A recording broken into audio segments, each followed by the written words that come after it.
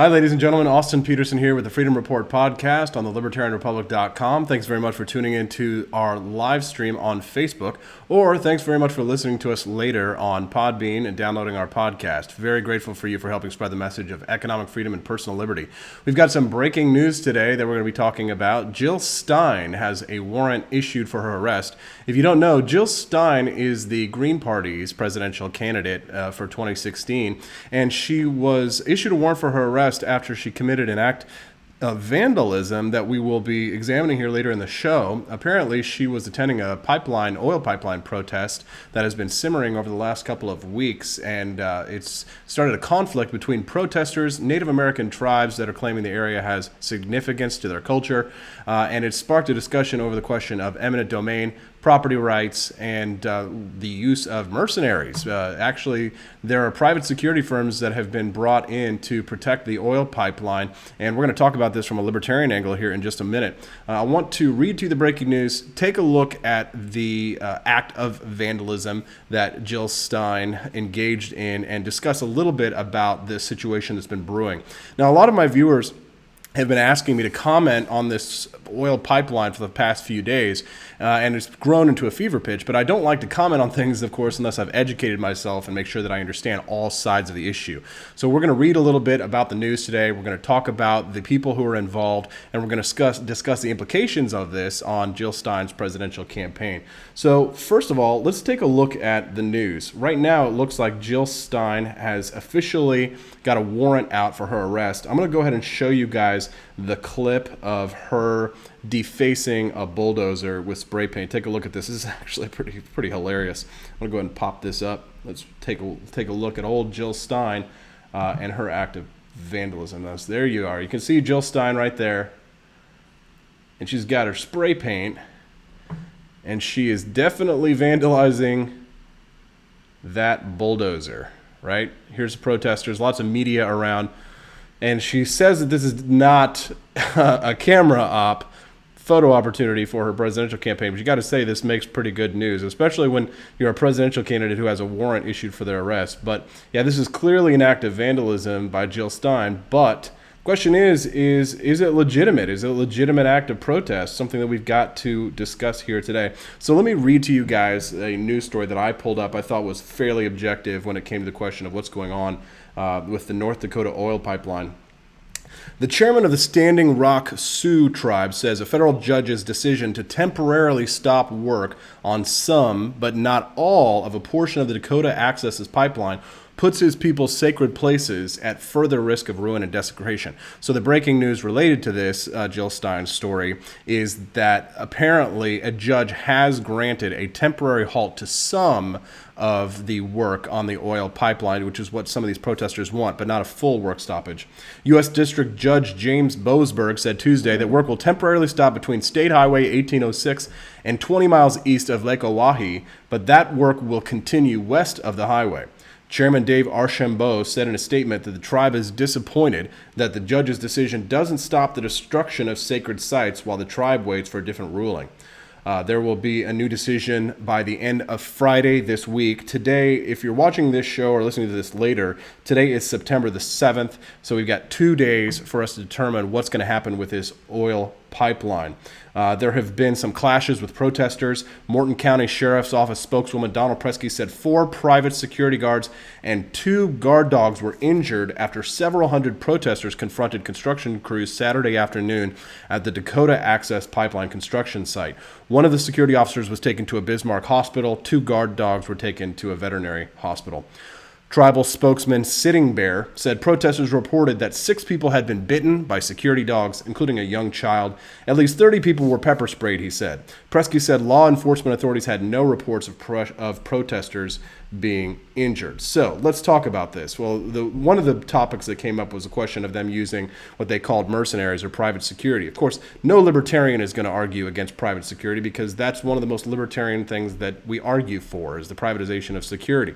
And that's one thing where we're probably going to have a difference with people like with Jill Stein and their supporters because only the government can keep the oil pipeline safe, right? But when it comes to the question of private security, I mean, if it was an issue of just private property, that would be one thing. But if you dig into this story, what we learn is that some of the land that was taken for this pipeline was taken using eminent domain. Now we've got a problem, and that's the issue that libertarians probably need to focus in on. Not probably, that's the issue that libertarians really need to focus in on, is how much eminent domain was being used to take some of this land. Because, listen, we've had conflicts with tribes since the founding of this nation. It's even before the founding of the United States. And the U.S. federal government has screwed the Native Americans from here to Sunday. So, to me, I think we've got to grant some leeway to some of these native tribes, especially if some of their land, their sacred sites, are being taken. So the question is how much land was being taken, how much of it was taken with eminent domain, and if it was taken with eminent domain, they ought to give it back. And I'll tell you why. Because an oil pipeline, what the oil company is arguing is, they're arguing that they are a utility, right? Does that sound familiar to you, that they are arguing that they're a utility? Internet, anybody? We'll talk about that in just a minute. But oil is not a utility. And the Fifth Amendment of the United States includes the takings clause, which is where eminent domain comes from. But what the problem is that eminent domain is only supposed to apply to things that are used for public works. Okay? An oil pipeline doesn't necessarily constitute public works. Okay? That's private property. Right? Is the oil pipeline going to be taking the profits and putting it back into the community? Some might argue that they will. But the question is do they have the right to take the land in the first place? The federal government, under the Constitution and the Fifth Amendment, has the right to take land. But they can't take it for private use. Think about this. Donald Trump is a big fan of eminent domain. One of the things that Donald Trump did when he was building casinos was there was a little old lady next to one of his Jersey casinos, and she had a house that he wanted to put a car park on. He wanted to be able to park his limousines on it, so he went and pushed for eminent domain to go in and take that woman's home so that he could park his limousines. Now, most people would say, even Donald Trump supporters, not that you give them any credit for brains, but even they have to admit that that is not a valid use of the Fifth Amendment, of the takings clause, and to me, it's unconstitutional and it's illegal. It's wrong, and it shouldn't be done here in the United States. Now, oil pipelines are tough, but oil companies are rich. Okay, if you're telling me right now that the oil company couldn't spend the cash to go out and buy the private property they need of this oil line, well, then they don't need to build it. I'm sorry, because the point is that we have individual rights in this country, and I'm not saying I support Jill Stein or her movement or anything like that, but what I am saying is that they have a point. Jill Stein shouldn't be defacing private property. The oil companies have every right to use private defense forces, security forces, to secure their own private property. But if this land was taken through eminent domain, especially this tribal land, I think that the federal government needs to step in and back off, because the truth is that the oil companies have got plenty of money that they can use, and they are not a utility. Now, here's the thing. Now, liberals who will cry and argue and say, hey, well, this is terrible. These evil oil companies are using eminent domain, and they're saying that they're a utility. That's ridiculous. Well, you know what you're going to say? Then in the next minute, you're going to tell me that the internet is a public utility and therefore ought to be regulated as a public utility, and therefore net neutrality. Sorry, liberals, but you've got a little bit of what do we call conflict here with your philosophy and your ideology. You can't step in and say that oil companies are not a utility, but then say, but the internet is definitely a utility and should be regulated as such. But the libertarian view is that private property should be sacred. There should be no takings. If you're a constitutionalist like myself, you say that while the government shouldn't be issuing eminent domain, if they do issue eminent domain, it should only be done constitutionally, meaning only done for public use, not for private benefit. So that's the issue. Jill Stein, is she going to jail? We don't know, but the Libertarian Republic will be here following along with this story. Also, in other news, kind of interesting, we got attacked by InfoWars today. We saw that Prison Planet's angry because we called them out over their Gary Johnson coverage. You know that they love Donald Trump. And these are people who think that the fluoride chemtrails are making the frogs gay. So you can't expect these people to actually give you good, credible reporting. But I did love to see that we got attacked today. Check this out. Paul Joseph Watson over at InfoWars. Let me pull this up. This is kind of funny. Let's see. Where's it at? Oh, no, it's over on my tweet deck. Check this out. This is kind of sweet.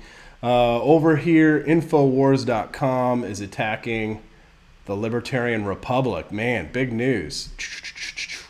You're calling us insane while supporting a far leftist who's posing as a libertarian. Rich. Well, that's interesting because you are insane, you weirdos, and Trump's a progressive. Called for gun control, a progressive income tax, and was actually a registered Democrat. So you might want to check yourself before you wreck yourself, Prison Planet friends, and make sure you get those water filters because it sounds like you guys might be drinking too much fluoride. Ladies and gentlemen, thank you very much for being a supporter of the show. I'm going to try and keep these things as short as possible. If you read the libertarianrepublic.com a lot, you guys probably notice you do get a lot of ads. However, if you don't like the ads, let me show you guys something. You're going to like this. You're going to like it. You're going to like it.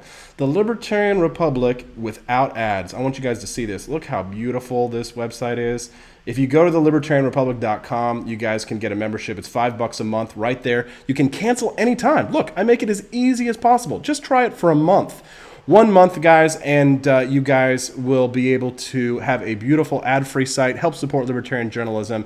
If you guys don't like Prison Planet InfoWars sucking up all the energy in the room, let's build a real libertarian news website. Okay, guys, let's build the next wave of the revolution with no craziness, no lies, no deceit, no fear-mongering, no terror. Let's build something that's real and beautiful. And then we'll say when we created a beautiful new American republic, and they'll ask, how did we do it?